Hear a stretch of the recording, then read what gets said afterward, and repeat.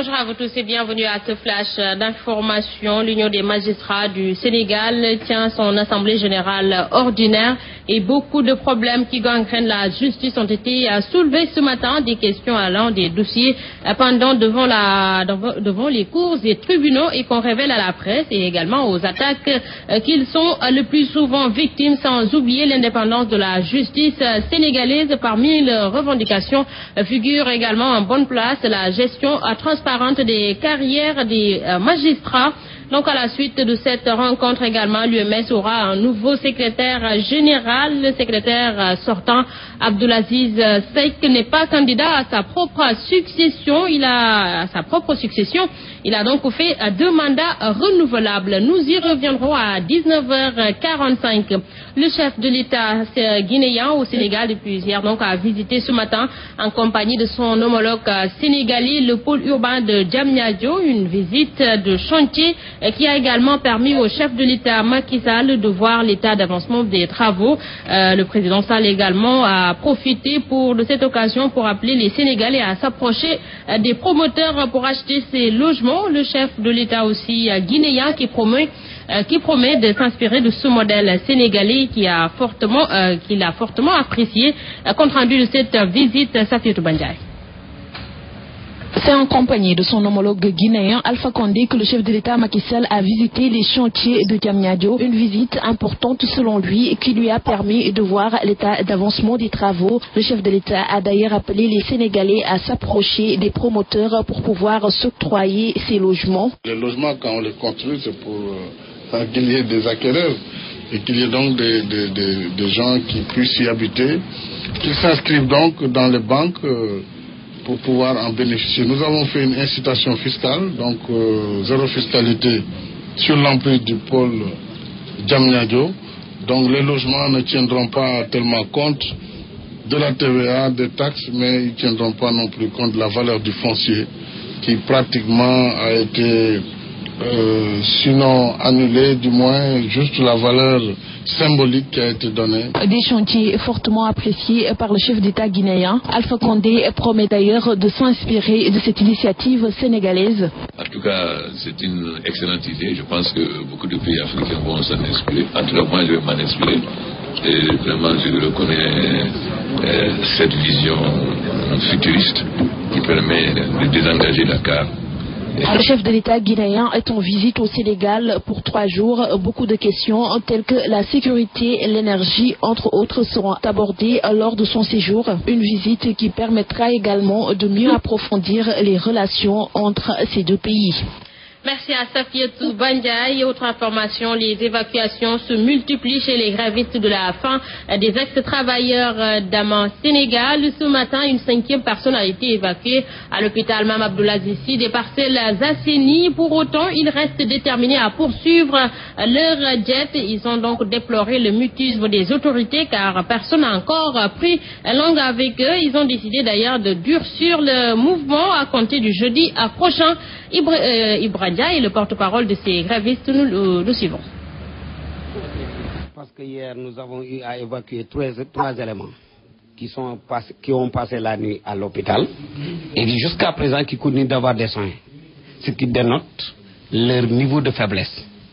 Aujourd'hui, celui que vous voyez là derrière, il est tellement fatigué que maintenant on attend l'ambulance pour l'évacuer. Ils sont au moins 4, vous pouvez dire 1, 2, 3, 4 qui ne peuvent plus contenir. Aucune autorité n'est passée. On prend note, mais aujourd'hui nous avons pris aussi nos responsabilités parce qu'à partir de jeudi prochain, Inch'Allah, si rien n'est fait, on n'acceptera plus qu'un retraité soit évacué. On va fermer la chambre, on va faire sortir des morts, mais pas... Les populations de la commune de Pikine-Ouest vont devoir prendre leur mal en patience. Les agents municipaux qui assaillent la mairie poursuivent la grève. La rencontre d'hier avec le maire s'est terminée dans le désordre. Ils n'ont reçu aucune garantie de la part du maire qui dit qu'il va prendre les mesures qui s'imposent. Reportage à Younous Abaldé. Le mot est lâché, les agents municipaux du district de Pékin poursuivent la grève. Leur rencontre d'hier avec le maire s'est terminée en queue de poisson. Les grévistes ont boudé la salle. Ils s'attendaient à des propositions concrètes de la part du maire, mais tel n'a pas été le cas.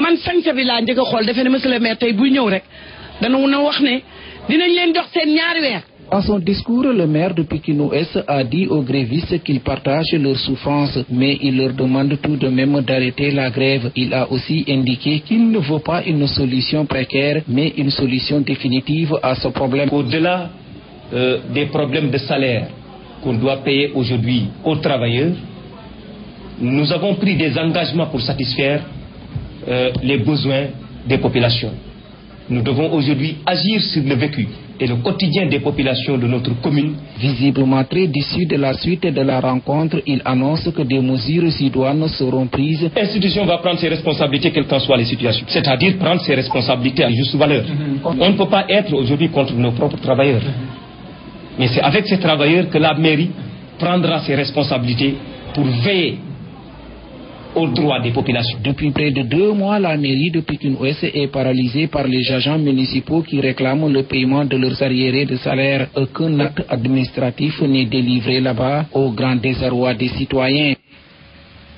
Younous Avalde, pour régler les difficultés que rencontrent les communes, Pape Gorgui Ndong estime que la phase 2 de l'acte 3 de la décentralisation doit aller vers de grands ensembles, c'est-à-dire regrouper plusieurs communes en une seule. Pape Gorgui Ndong, que nous écoutons. Le gouvernement du Sénégal doit avoir le courage d'aller vers la territorialisation, puisqu'il y a une proposition qui doit être faite dans le département de Pikine. Le morcellement des collectivités locales n'arrange absolument en rien du tout les collectivités locales. Aujourd'hui, le regroupement de ces collectivités locales devrait permettre aux communes, dans des grands ensembles, de prendre en charge les préoccupations des populations. À Pékin, on devrait pouvoir se retrouver avec 3 communes. La commune de Niaï, la commune de Thiaroye et la commune de Dagoudane. En tout cas, ça doit être aujourd'hui la préoccupation du gouvernement du Sénégal et de ne plus jamais céder au chantage des zones politiques.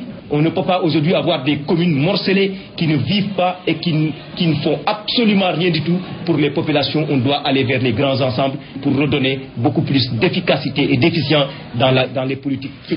Nous quittons Pékin-Ouest pour aller à la Médina où le maire a clôturé l'opération Médina 7 qu'il avait entamée depuis le mois de mars dernier. Et Bamba Fall donc tire un bilan satisfaisant car plus de 2000 familles des 14 quartiers de la commune ont bénéficié d'une aide sociale en matière de denrées alimentaires et des consultations gratuites pour le maire socialiste.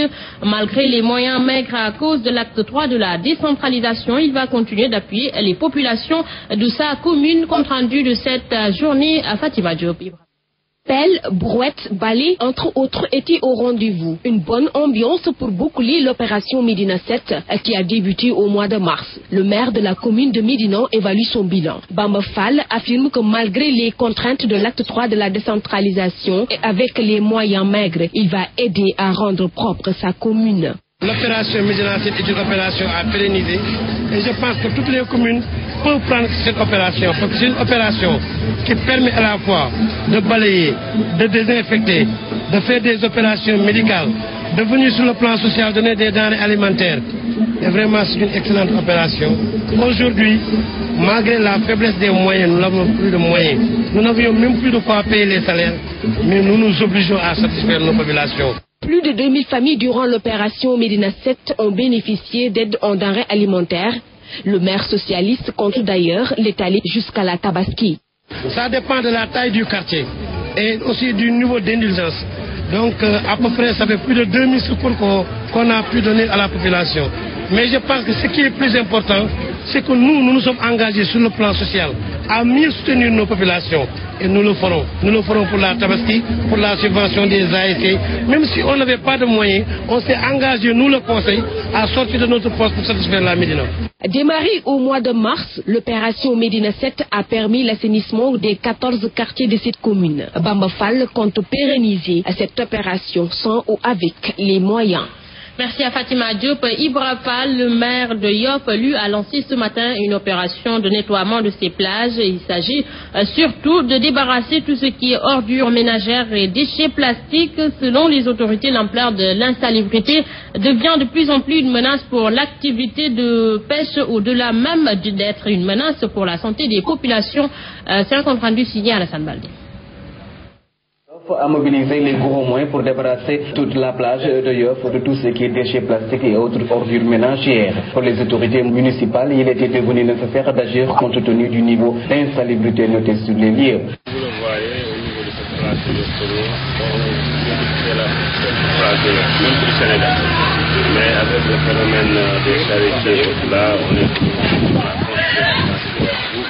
je dis que c'est un phénomène qui est parce que les gens n'ont pas l'accès on a un problème d'accès des camions. Il est prévu avec l'appui des partenaires d'aménager les environs.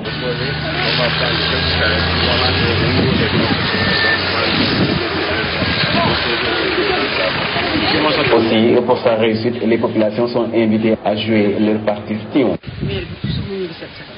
fekk bi toujours ñu ngi seet waaye seen sama classe suñu jëlee seen ndox ne dañ koy jël leneen dugal ci biir teg ci biir paan yi mooy séeréer dañu jëm yóbbu ko suñu ñëwee pour que fii fekk am na leneen lu nekk si biir géej gi delloo si waat loolu moo indi problème yi bëri.